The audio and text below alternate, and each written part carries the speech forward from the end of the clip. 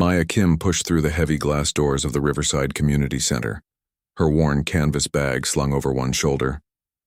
The fluorescent lights buzzed overhead as she walked down the long hallway, past bulletin boards covered with flyers for yoga classes and senior citizen activities. The sound of a piano drifted from room 204 and she quickened her pace slightly. She hated being late, even by just a few minutes. The door to the music room stood partially open, and Maya could see about 12 people seated in folding chairs, arranged in a semicircle around an old upright piano. She slipped inside quietly, hoping not to draw attention to herself. A woman in her 50s with short gray hair looked up from the piano bench. "Oh, there you are," Mrs. Henderson said with a warm smile. "We were just getting started. Please take a seat anywhere you'd like." Maya chose an empty chair near the back, next to a teenage boy who was nervously tapping his fingers on his knee. Across from her sat an elderly man with thick glasses, and beside him a young mother who kept checking her phone for messages. "As I was saying," Mrs. Henderson continued, "today we're going to work on our finger exercises. I know they might seem boring, but they're the foundation of everything we'll do." She demonstrated a simple 5-finger pattern, her hands moving slowly across the keys. "Remember, it's not about speed. It's about control and evenness." Maya watched along with the others, though she found herself noticing things the instructor didn't mention. The slight tension in Mrs. Henderson's wrists, the way her thumb tucked under too early on the scales. She caught herself and looked down at her hands instead. "Now who wants to try first?" Mrs. Henderson asked. The teenage boy, whose name was Kevin, raised his hand eagerly. He walked to the piano with confidence that quickly evaporated when he sat down. His fingers fumbled over the keys, producing a choppy, uneven sound. After a few measures, he stopped and shook his head. "It's harder than it looks," he said, frustrated. "That's perfectly normal," Mrs. Henderson assured him. "You're doing great for only your 3rd lesson." "Who's next?" One by one, the students took their turns. Each struggled in their own way. Some played too fast, others too slowly, and a few hit wrong notes entirely. Maya listened patiently, occasionally wincing internally at particularly harsh sounds but keeping her expression neutral and encouraging. When it was her turn, she approached the piano quietly. Her fingers found the keys naturally, and she played the exercise with a steady, even rhythm. The notes were clean and precise, though she was careful not to add any of the musical phrasing that felt automatic to her. "Very nice, Maya," Mrs. Henderson said, sounding pleased. "You've clearly been practicing at home." Maya nodded and returned to her seat without comment. The truth was, she hadn't touched a piano at home in months. She didn't even own one anymore. As the class continued, Maya found herself helping the other students in small ways. When the elderly man, Mr. Peterson, couldn't find middle C, she quietly pointed it out for him. When Kevin struggled with reading the notes on the staff, she showed him a simple memory trick her first teacher had taught her decades ago. "You're so helpful," said Lisa, the young mother, during their 5-minute break. "Have you played before?" "A little," Maya replied, which wasn't exactly a lie. "A long time ago." "Well, you're a natural," Lisa continued. "I've been taking lessons for 2 months, and I still can't make my left hand do what my right hand is doing." Maya smiled sympathetically. "It just takes time. Your brain has to build new pathways." After the break, Mrs. Henderson introduced a simple song, "Mary Had a Little Lamb," arranged for beginners. She played it first, then asked for volunteers. Most students struggled with coordinating both hands, often stopping mid-phrase to figure out what came next. Maya watched each attempt patiently. When her turn came, she played the simple arrangement exactly as written, resisting every instinct to embellish or improve it. Even so, her natural musicality shone through in the way she shaped each phrase and maintained steady timing. "Excellent," Mrs. Henderson said. "You really have a feel for this. Have you considered trying something more challenging?" Maya shook her head quickly. "Oh no, I'm happy with the basics. I don't want to get ahead of myself." Mrs. Henderson looked puzzled for a moment but moved on to the next student. As the weeks passed, this pattern continued. Maya attended every class, always punctual, always prepared, but never pushing herself forward. She seemed content to work through beginner books while offering gentle assistance to struggling classmates. During one particularly difficult lesson, when the class was learning to read simple chord symbols, Maya noticed that Jessica, a college student, was getting frustrated with the notation. "I just don't understand how you're supposed to know which notes to play," Jessica complained. "These letters don't make any sense." Maya quietly moved her chair closer. "It's actually pretty logical once you see the pattern," she said softly. "C major is just C, E, and G. Every other note starting from C. It's like building a sandwich with specific layers." She showed Jessica on a piece of paper, drawing simple diagrams that made the concept clear. Within minutes, Jessica was successfully playing basic chords. "Wow, Maya, you should be teaching this class," Jessica joked. Maya's cheeks flushed slightly. "Mrs. Henderson is a wonderful teacher. I just learned that trick somewhere along the way." Mrs. Henderson, who had overheard the exchange, walked over. "Maya, I'm curious, where did you learn to explain music theory so clearly?" "I read a lot," Maya answered simply, which was true enough. As the semester progressed, Maya became the unofficial helper in the class. Students would quietly ask her questions when they were confused, and she always had patient, clear explanations. She seemed to understand everyone's individual struggles and could offer specific advice that actually worked.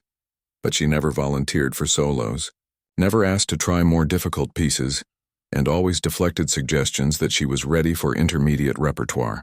When Mrs. Henderson would praise her progress and suggest she was ready for something more challenging, Maya would smile politely and say she preferred to take things slowly. "There's no rush," she would say. "I'm enjoying where I am right now." The other students found her modesty endearing, though some wondered why someone so helpful and knowledgeable seemed content to stay at a beginner level. Maya seemed genuinely happy just to be there, playing simple melodies and encouraging her classmates. What none of them knew was that for Maya, this was exactly what she needed. After years of pressure and performance and constant criticism, there was something healing about sitting in that circle of folding chairs, playing Twinkle, Twinkle, Little Star, with people who were just discovering the joy of making music. For the first time in a long while, she felt truly at peace. By the 6th week of classes, Mrs. Henderson was starting to feel frustrated. She had been teaching piano for over 20 years, and she prided herself on recognizing potential in her students. Maya Kim clearly had natural ability that far exceeded everyone else in the class, yet she seemed determined to hold herself back. During Tuesday's lesson, Mrs. Henderson decided to push a little harder. The class had just finished working through a basic arrangement of Amazing Grace, and as usual, Maya's performance was flawless while others struggled with the timing and note accuracy. "Maya, I'd like you to stay after class for a moment," Mrs. Henderson announced as the other students packed up their books. Maya's stomach tightened, but she nodded and waited while Kevin, Jessica, and the others filed out, chatting about their practice schedules and upcoming assignments. "I've been thinking," Mrs. Henderson began once they were alone. "You've mastered everything in the beginner book. Don't you think it's time we moved you up to some intermediate pieces?" Maya shifted uncomfortably in her chair. "I'm really happy with what we're doing now. I don't want to rush things." "But you're not rushing," Mrs. Henderson insisted. "You play with more musicality than students I've had for 2 years. Listen, I have this beautiful arrangement of Für Elise. Simplified, of course, but still challenging enough to help you grow." "I appreciate that, but I'm not ready," Maya said quietly. "I'd rather stick with the group and work on the basics." Mrs. Henderson studied her student's face, noting the way Maya's hands clasped tightly in her lap and how she avoided eye contact. "Maya, can I ask you something? Are you afraid of making mistakes? Because that's completely normal. Everyone makes mistakes when they're learning." "It's not that," Maya replied, though she couldn't explain what it really was. How could she tell her teacher that she was afraid of revealing too much, of having expectations placed on her again, of feeling that crushing weight of having to be perfect? "Well, then I don't understand," Mrs. Henderson said, her voice taking on a slightly sharper edge. "You have a gift and you're wasting it by playing nursery rhymes." Maya flinched at the word gift. She had heard that word too many times, always followed by demands and pressure and disappointment when she couldn't live up to what people expected. "I just want to take things slowly," she repeated. Mrs. Henderson sighed. "Fine, but I hope you'll reconsider. Talent like yours shouldn't be hidden." As the weeks continued, the tension in the classroom became more noticeable. Mrs. Henderson would assign pieces to the group, then suggest alternative, more challenging options specifically for Maya. Each time Maya would politely decline, and each time Mrs. Henderson's frustration grew more apparent. "I don't get it," Kevin whispered to Jessica during one of their breaks. "If I could play like Maya, I'd want to show off. Why doesn't she want to try the harder stuff?" Jessica glanced over at Maya, who was quietly helping Mr. Peterson with his fingering on a simple chord progression. "Maybe she's just really humble. Some people don't like attention." But even the other students were starting to feel the awkwardness. During their 8th lesson, Mrs. Henderson assigned a piece called Moonlight Sonata, a very simplified version, but still well beyond what most of the class could handle. "I think this might be too difficult for most of us," Lisa said, looking at the sheet music with wide eyes. "It's supposed to challenge you," Mrs. Henderson replied. "Maya, why don't you try it first and show everyone it's not as scary as it looks?" Maya shook her head. "I'd rather let someone else go first.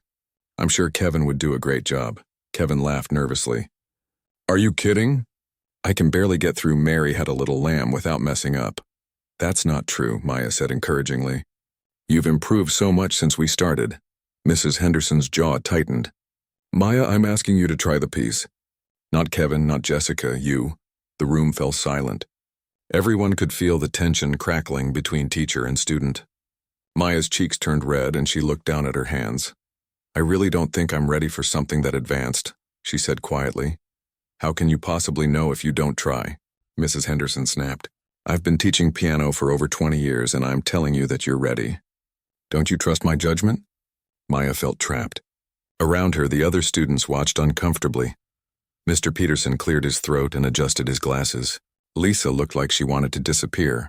Jessica stared at her music book, pretending to study the notes. "Of course I trust your judgment," Maya said carefully. "I just prefer to work at my own pace." "Your pace is too slow," Mrs. Henderson said bluntly. "At this rate, you'll spend 2 years learning things you could master in 2 weeks. It's honestly frustrating to watch." The words hung in the air like a slap. Maya's eyes filled with tears, but she blinked them back quickly.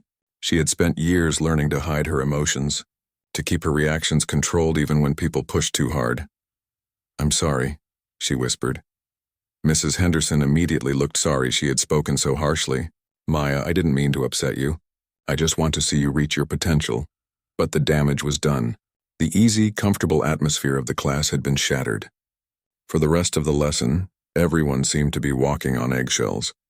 Maya played when asked, but with less of the natural flow she had shown before. The other students stumbled through their pieces, clearly distracted by the earlier confrontation.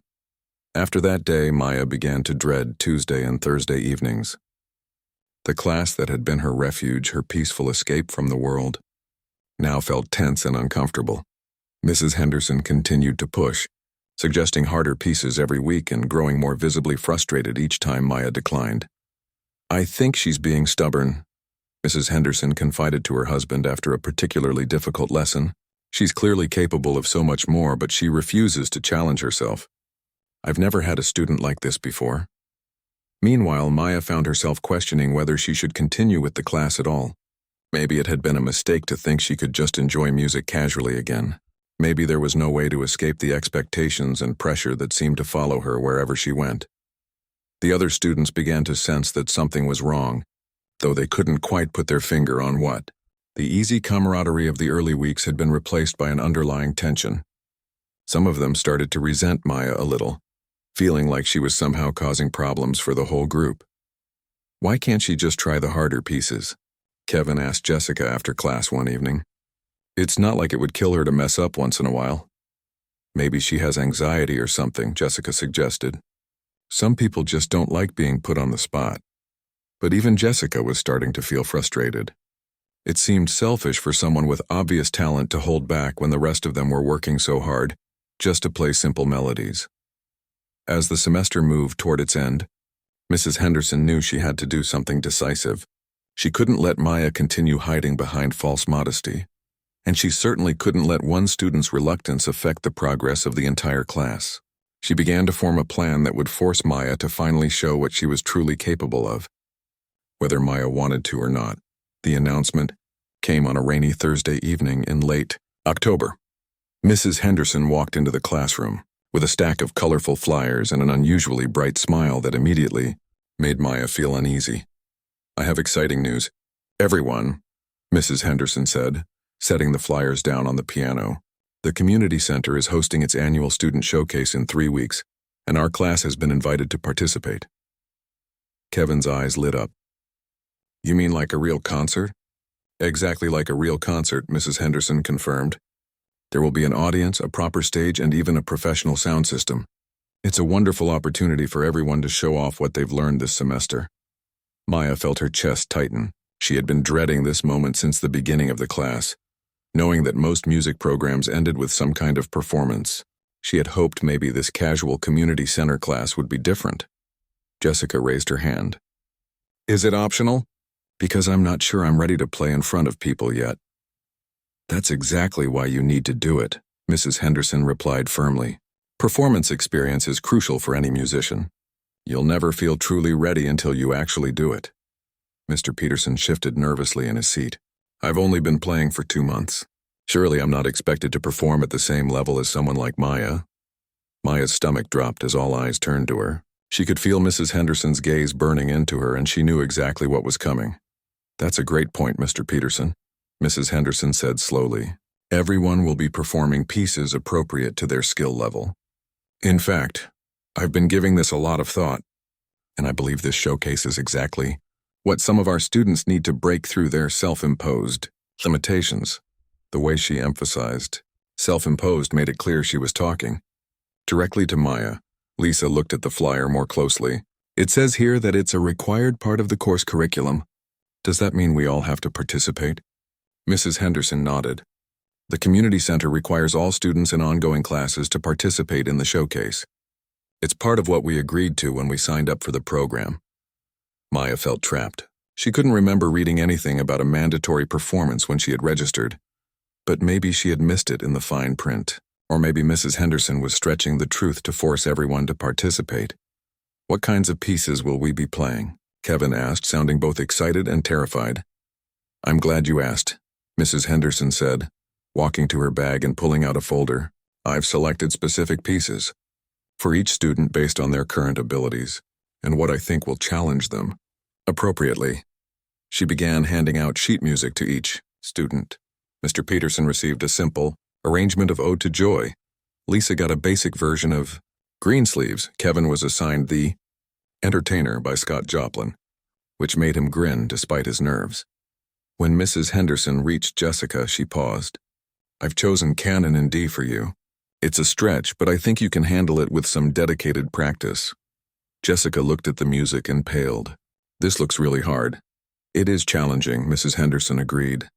But that's the point. You need to push yourself outside your comfort zone. Finally, she turned to Maya, who had been sitting silently, dreading this moment. Mrs. Henderson placed a thick stack of sheet music on the table in front of her. Maya looked down at the cover page and felt the blood drain from her face.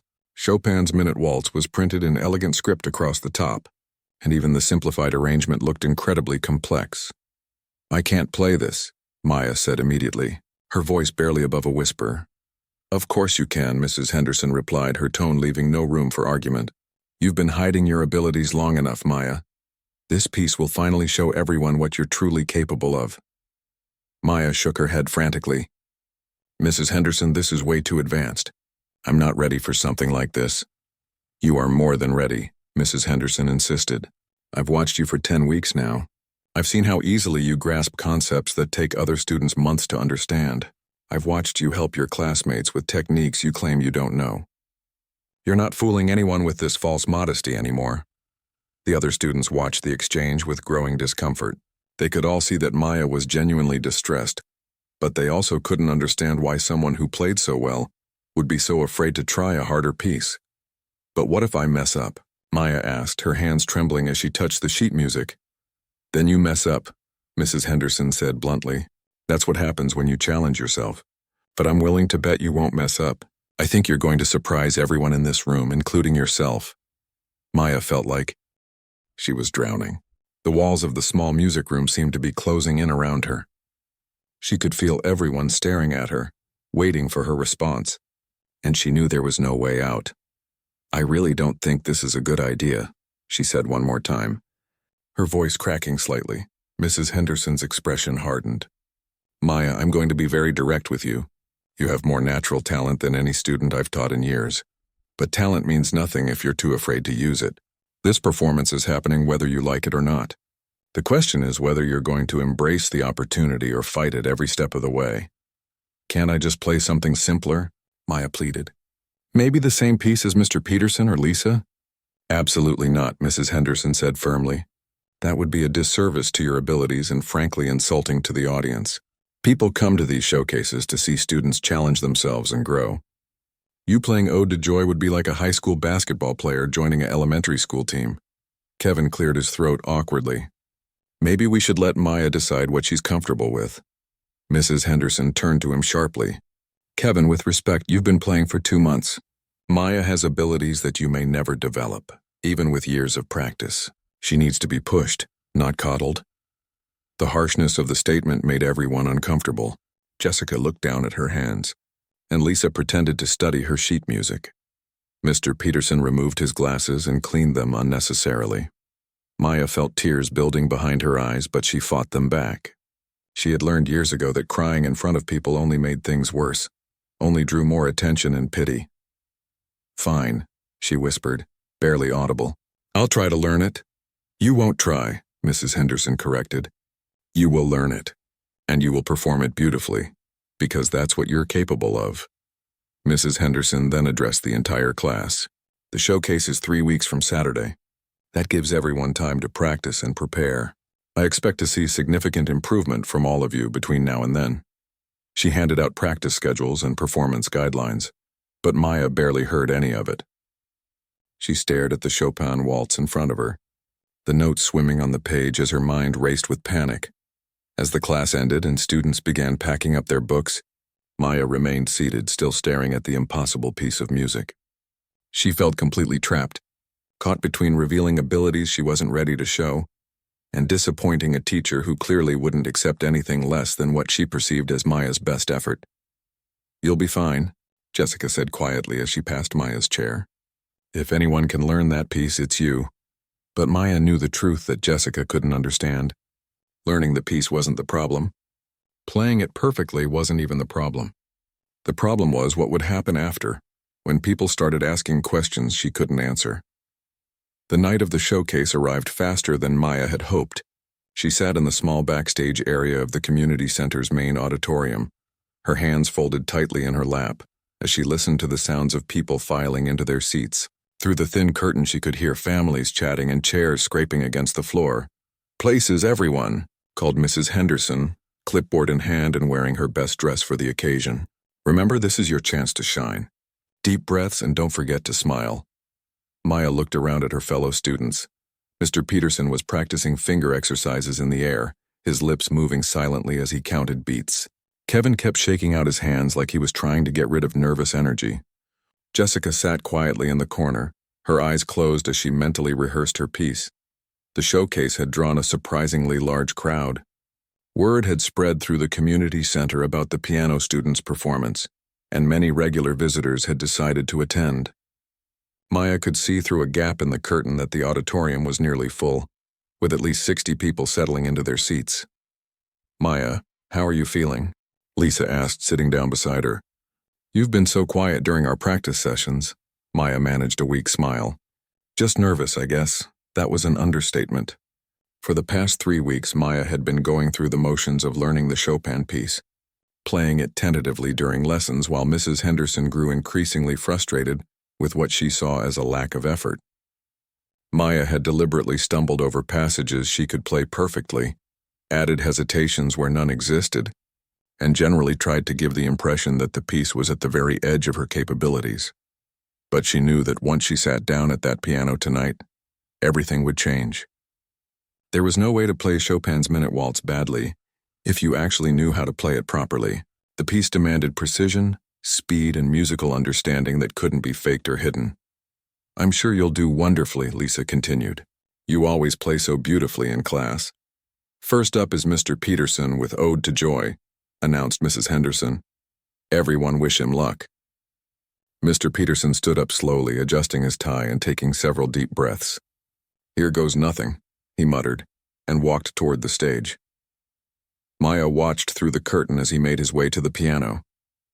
The audience applauded politely as he settled onto the bench and positioned his hands. His performance was exactly what you'd expect from someone who had been playing for 4 months. Careful, methodical, with a few wrong notes and some uneven timing. But when he finished, the applause was warm and encouraging. His family in the front row stood up and cheered. "Beautiful job, Mr. Peterson," Mrs. Henderson whispered as he returned backstage, beaming with pride despite his mistakes. Kevin went next with his Scott Joplin piece. He played with enthusiasm that made up for technical errors, and the ragtime rhythm got several people in the audience tapping their feet. When he hit a particularly difficult passage cleanly, he grinned so widely that the audience couldn't help but smile along with him. Lisa followed with Greensleeves, her performance gentle and heartfelt, even though she had to pause twice to find her place in the music. The audience seemed charmed by her obvious nervousness and the way she bit her lip in concentration. Jessica's Canon in D was more ambitious, and she handled it better than anyone had expected. There were rough spots, but she pushed through with determination, and when she reached the final chord, she looked genuinely surprised that she had made it through the entire piece. "Wonderful progress, everyone," Mrs. Henderson said as Jessica returned to the backstage area, flushed with success. "Now our final performer this evening is Maya Kim, who will be playing Chopin's famous Minute Waltz." Maya felt her legs go weak. She had been dreading this moment for weeks, but now that it was here, she felt strangely calm. Maybe it was time to stop running from who she really was. She walked to the piano on unsteady legs, very aware of how quiet the audience had become. Someone in the front row whispered, "Isn't that the really difficult piece?" She could feel dozens of eyes watching her as she adjusted the bench height and positioned herself at the keyboard. Maya looked down at her hands resting on the keys. These hands had played in concert halls across the country. They had performed for thousands of people, recorded albums, won competitions. Tonight they were about to reveal themselves to a small community center audience. In front of her beginner piano, classmates, she took a deep breath and began to play. The opening notes of the waltz floated through the auditorium with a clarity and precision that made several people sit up straighter in their seats. Maya's hands moved across the keyboard with fluid grace, her fingers dancing through the rapid passages that had intimidated her classmates during practice sessions. But it wasn't just the technical perfection that caught everyone's attention. Maya was playing with a musical understanding that transformed the familiar piece into something magical. She shaped each phrase with subtle dynamics, added delicate rubato in exactly the right places, and brought out melodic lines that most people had never noticed before. In the audience, people began to exchange glances. This wasn't what they had expected from a community center piano student. This was the kind of playing you heard on classical radio stations or at professional concerts. Backstage, Maya's classmates stood frozen in shock. Kevin's mouth hung open as he watched her fingers fly through passages that he couldn't even read properly, let alone play. Jessica gripped Lisa's arm so tightly that it left marks. "Is that really Maya?" Mr. Peterson whispered. But no one answered because they were all too stunned to speak. Mrs. Henderson stood perfectly still, her clipboard forgotten in her hand as she watched her student transform before her eyes. This wasn't the hesitant, self-doubting woman who had spent weeks claiming the piece was too difficult. This was a master musician who was making one of classical music's most challenging works sound effortless. The waltz built to its climactic passages, and Maya's playing became even more spectacular. Her hands moved with impossible speed and accuracy, but never at the expense of musicality. Every note was perfectly placed, every phrase beautifully shaped. She was playing the piece as it was meant to be played, with the skill and artistry of a professional concert pianist. As the final measures approached, the entire auditorium held its breath. Maya played the concluding passage with such elegance and power that several people in the audience felt tears forming in their eyes. When the last note rang out into the silence, nobody moved for several long seconds. Then the applause began. It started with one person, then spread rapidly through the entire audience until everyone was on their feet, clapping and cheering with an intensity that shook the small auditorium. Several people were wiping their eyes, and Maya could hear someone near the front saying, "That was incredible. That was absolutely incredible." Maya sat at the piano, her hands still resting on the keys as wave after wave of applause washed over her. She had forgotten what it felt like to move an audience like this. To share something beautiful and watch people respond with such genuine emotion. Behind the curtain, her classmates stood in complete shock, finally understanding that the quiet, modest woman they had been taking lessons with was something far beyond what any of them had imagined. Mrs. Henderson walked onto the stage, her face a mixture of amazement and confusion, as the applause continued to thunder through the community center auditorium. The applause seemed to go on forever. Maya finally stood up from the piano bench, her legs still shaky, and gave a small bow to the audience. As she walked back toward the curtain, she could see people in the front rows leaning forward, trying to get a better look at her, their faces full of amazement and curiosity. Mrs. Henderson met her at the side of the stage, her expression a mix of awe and complete bewilderment. "Maya," she whispered, I don't understand. How did you—" But before Maya could respond, her classmates surrounded her. Kevin was practically bouncing with excitement, while Jessica and Lisa looked at her like they were seeing her for the first time. "Maya, that was incredible," Kevin exclaimed. "I mean, I knew you were good, but that was like professional level." Mr. Peterson, who had always been quiet and gentle, looked at her with wonder. "My dear, I've been to symphony concerts that weren't as beautiful as what you just played." "Who are you, really?" Maya felt her carefully constructed walls beginning to crumble. She had spent months hiding in this little community center class, pretending to be someone she wasn't, and now there was no way to maintain the illusion any longer. "We should probably let the audience leave first," she said quietly, but her voice was drowned out by the sound of people still applauding and talking excitedly as they slowly filed out of the auditorium. Mrs. Henderson was still staring at her in shock. "Maya, I owe you an enormous apology. I thought you were being stubborn or scared, but clearly you knew exactly what you were doing. I should have trusted your judgment instead of pushing you." "It's okay," Maya said, though her hands were trembling slightly. "You were just trying to help." "But I don't understand," Mrs. Henderson continued. "If you can play like that, why were you taking a beginner's class? Why did you let me think you were struggling with simple pieces?" The question hung in the air as Maya looked around at the faces of her classmates. These people who had become her friends over the past few months, who had shared their struggles and frustrations with her, who had accepted her as just another beginner trying to learn. "Can we sit down somewhere?" Maya asked. "It's kind of a long story." They found a quiet corner in the community center's main lobby, away from the families and friends who were still congratulating the other performers. Maya sat down heavily in one of the plastic chairs, suddenly feeling exhausted. "My name is Maya Kim," she began, "and I used to be a professional concert pianist." The words felt strange coming out of her mouth after months of hiding them. "I graduated from the New England Conservatory when I was 22, she continued. "For the next 12 years, I performed with orchestras all over the country. I recorded 3 albums, won several competitions, and toured internationally. Music was my entire life." Jessica leaned forward. "What happened? Why did you stop?" Maya took a deep breath. "About 2 years ago, my mother was diagnosed with cancer. She had always been my biggest supporter, came to every concert, helped manage my career. When she got sick, I moved back home to take care of her." Her voice grew quieter. "She died 18 months ago. And after that, I just couldn't perform anymore. Every time I sat down at a piano, all I could think about was disappointing people, making mistakes, not being good enough. The pressure that had always motivated me suddenly felt crushing." Mr. Peterson reached over and patted her hand gently. "Grief affects everyone differently, dear. I started having panic attacks before performances," Maya continued. "My hands would shake, I couldn't concentrate. I canceled several concerts, then eventually stopped booking new ones altogether. My agent tried to be patient, but eventually we had to part ways." Kevin looked confused. "But you played so beautifully tonight. You didn't seem nervous at all." Maya smiled sadly. "I wasn't nervous about playing the piece. I was nervous about what would happen afterward, about having to explain myself, about people having expectations again."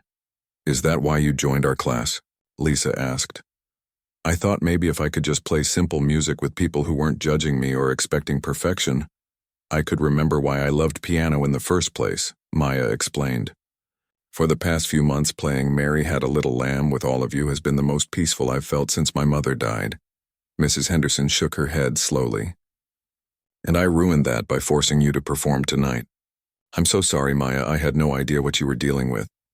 Actually, Maya said, surprising everyone, including herself, I think I needed this.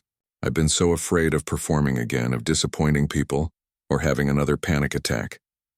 But tonight, when I was up there playing, I remembered what it felt like to share music with people who genuinely wanted to hear it. She looked around at her classmates. You've all been working so hard to learn pieces that I could play in my sleep. And watching your joy when you finally get a difficult passage right reminded me why music matters. It's not about being perfect. It's about connecting with people through something beautiful. Kevin grinned. So does this mean you're going to start performing again?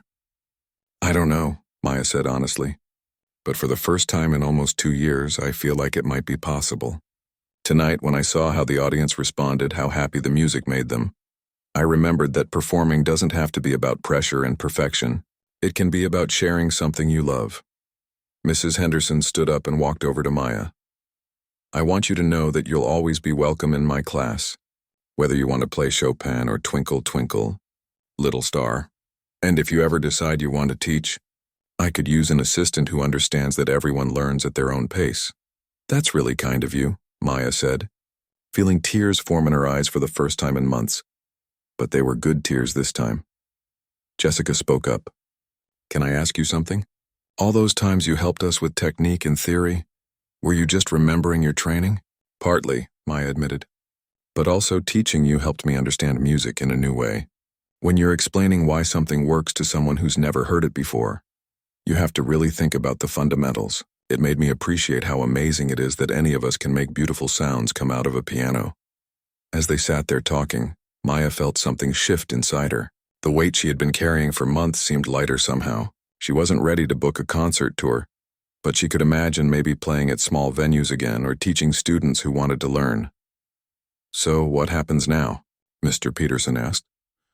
Maya smiled, and for the first time in a long while it reached her eyes. Now I think I'm going to go home and call my old teacher. Maybe it's time to start playing music again. Not because I have to, but because I want to.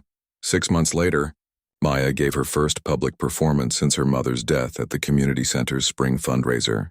She played a simple, beautiful piece she had written herself, dedicated to the memory of her mother and to the friends who had helped her find her way back to music. And every Tuesday and Thursday, she still attended Mrs. Henderson's beginner piano class, sometimes as a student, sometimes as an assistant teacher, but always as someone who understood that the most important thing about music wasn't how perfectly you played it, but how much joy it brought to your life.